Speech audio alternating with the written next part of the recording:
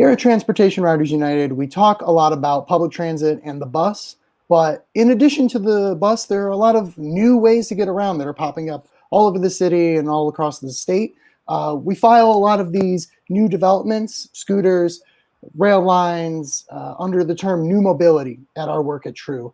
And here from some new mobility companies, we have Tara Lanigan and Maria Buczkowski from May Mobility and Spin, respectively, to talk about the exciting new transit options that their agencies are developing.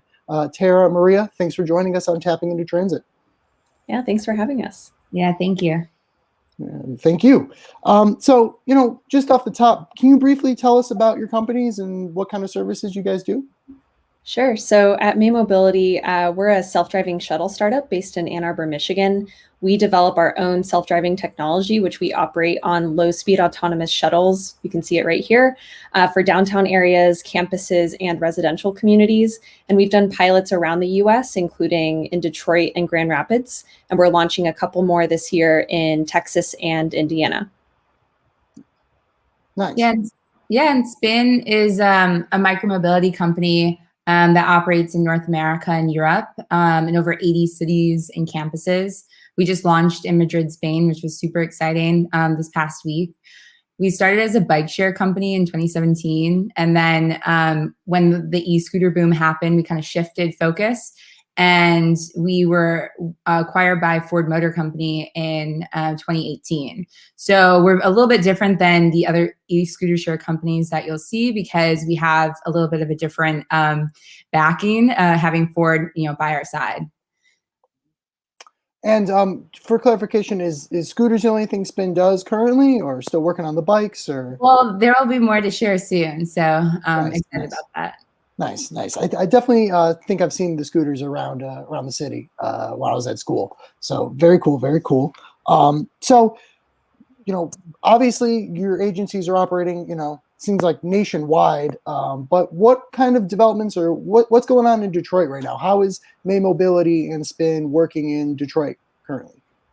Yeah, so we've partnered with Bedrock on an employee shuttle for a few years in downtown Detroit, but with how COVID has shifted many employees to working from home for the near future, that's currently on pause. But we're excited to find some new ways to partner in Detroit in the future and also have some potential projects that we can hopefully share soon. And yeah, this is just a map of what that employee shuttle looked like in Detroit. Nice. We know we've talked to Bedrock about that shuttle, and we know that they encourage their employees not just to take that shuttle, but to ride public transit when they can, and kind of use them together to kind of do that mixed mobility, that kind of last mile thing, get you to the shuttle, take the shuttle to the job site. So that's really cool, and hopefully get that started soon. Once things dwell down with the COVID. Maria, how has Spin spinning around Detroit? Yeah, so Spin's been in Detroit for, I think this will be our 4th year, which is really exciting. So we're ramping up operations because it's getting, I hope, a little bit warmer in the city at this point. And so what's really interesting is we were the only provider. This actually shows something I'll talk about in a second, but we're the only provider to actually continue operating throughout the pandemic. The city of Detroit actually called us. They were one of the first cities saying, hey, we need some help. The bus I think it was at the point where their bus system was not going to continue running. And because we have a flexible service, we can fill in some of those gaps that they were going to experience by putting our scooters there. And so we continued operating throughout the pandemic, offered an Everyday Heroes program for riders who were healthcare workers. They could, take a spin, hop on get a free 30-minute ride. Wow. It was kind of an interesting way because demand was obviously super low, but there were still people that really needed our service. And so I was emailing back and forth with a rider who worked at Sinai Hospital, and she was like, I'm so happy. This is the only break in my day. I can just ride around, And so I think that was the first time people really started to see scooter share as okay, this is not just a joyride. This can actually be used to make transportation systems more resilient.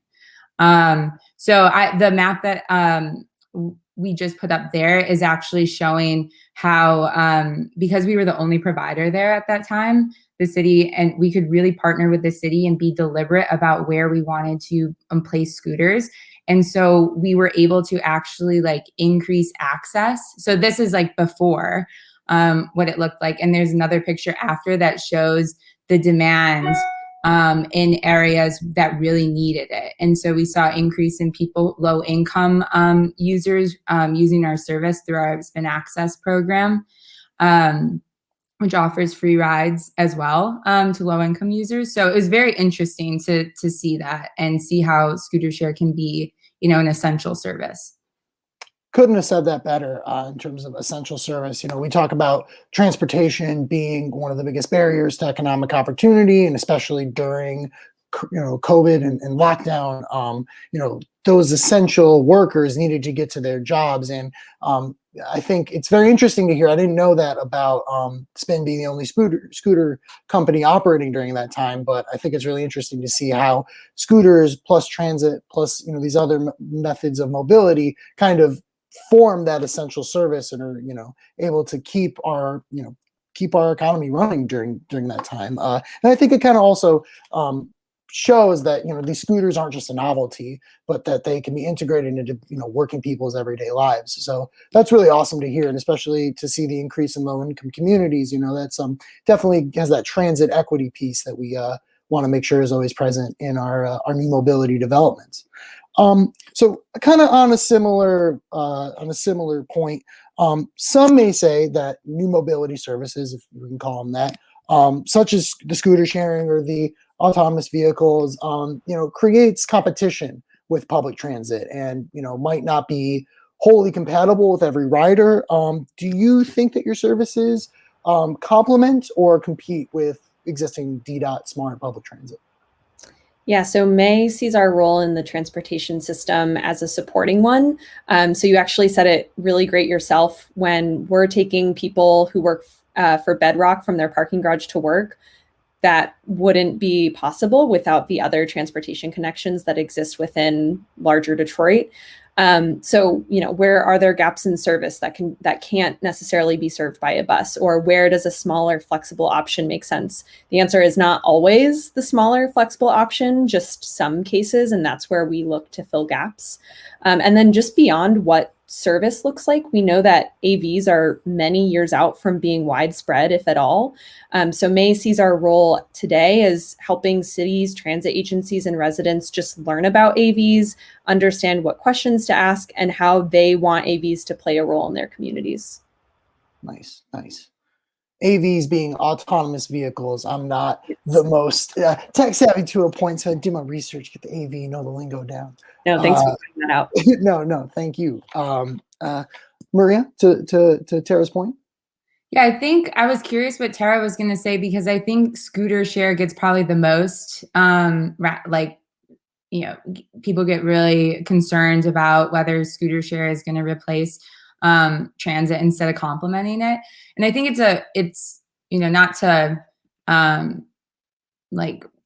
beat around the bush here, but I do think that you have to be very deliberate about how you are working with the city in figuring out where to put scooter share.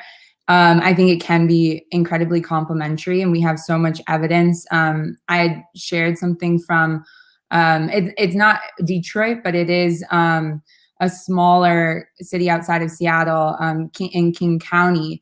And we actually did preferred parking spots, which would incentivize people.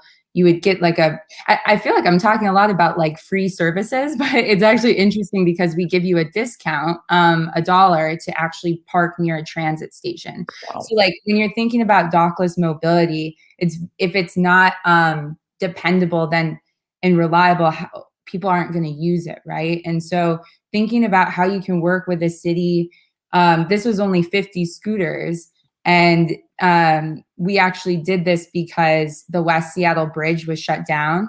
And so people couldn't get access, through car. So you had to think about how can we get and move people that have to get to where they need to be strategically. And so, yeah, through transit and by helping and complementing with e-scooter share. So I think it was pretty interesting, and shows that it is possible. But I think you just have to work really, really closely with cities. And sometimes we're just not there yet because there's so many operators in the space at this point, that sometimes you can't work as closely as you want to, because they're just trying to manage the program. And the city of Detroit has been a great partner to us, though. So I think that's why a lot was possible during the pandemic.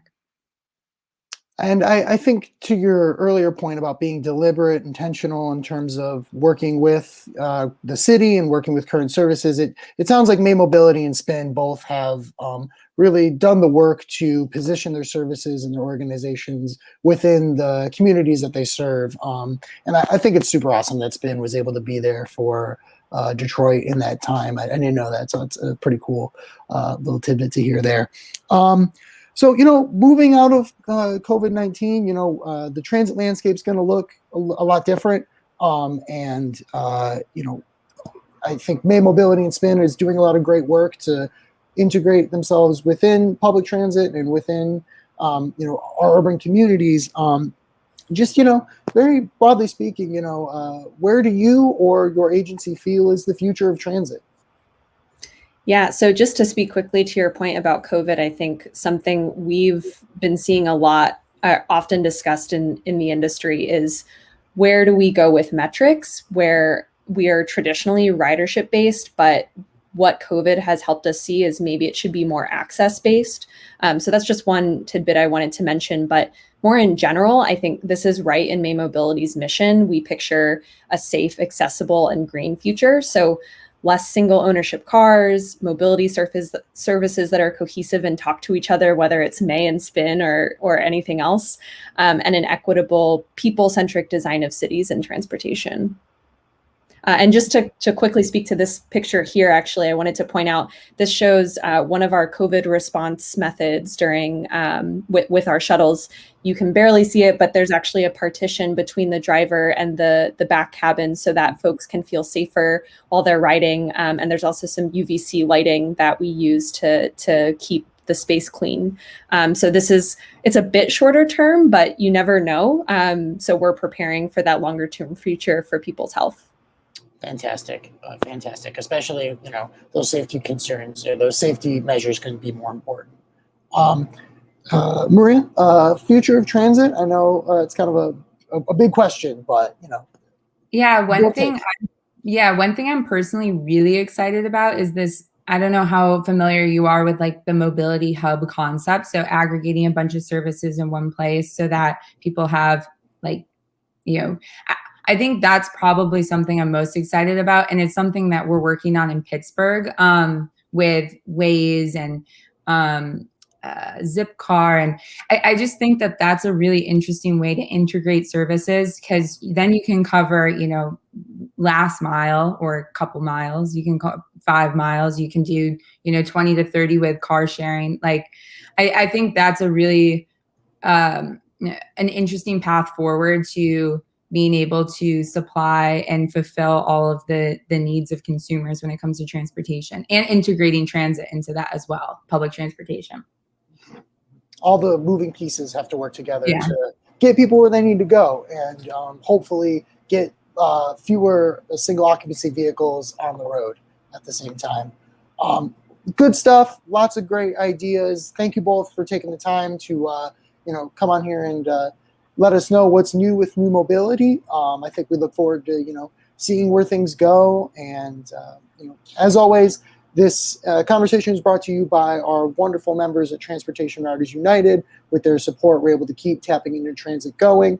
So if you're not yet a member, go ahead and visit DetroitTransit.org. Check us out and stay tuned for all the more transit developments as they come in.